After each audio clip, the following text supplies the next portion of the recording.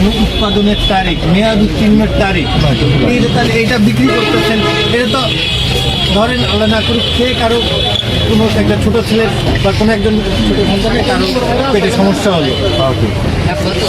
এক সময় এক মেলাতে কী হলো যে চটপটিকে সব 200 জন হাসপাতালে, এমন এগুলো করার কোনো দরকার আছে?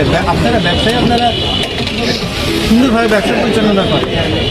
হচ্ছে আমি সবগুলো করে মানে জাল লিস্টে আছে এগুলোর নাম দিয়ে সব একবার নিয়ে একবার আমি নিজে করে ঠিক আছে। আপনারা বাজার মালিক কমিটির সভাপতি আছে না, সভাপতি থেকে তাদেরকে জিজ্ঞেস করেন।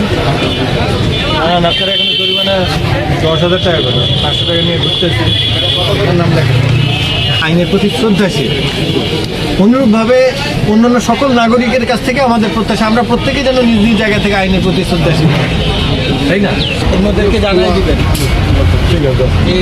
এই অত্যাবশ্যকীয় পণ্য যেগুলো আপনারা বিক্রি করবেন, আইন 256টা আপনারা এই আইন কানুন জানেন, এটা আপনাদের নাগরিক দায়িত্ব। ব্যবসা পরিচালনা করতেছেন সেই অর্থে ব্যবসায়িক দায়িত্ব, ঠিক আছে? সারের ব্যবসা করতেছে মন্ত্রণালয় থেকে বা কৃষি অধিদপ্তর থেকে তার একটা সারের যে লাইসেন্সটা লাগে, এটা কি যে বিক্রি করতে তার যারা দায়িত্ব নাকি একজন ম্যাজিস্ট্রেট?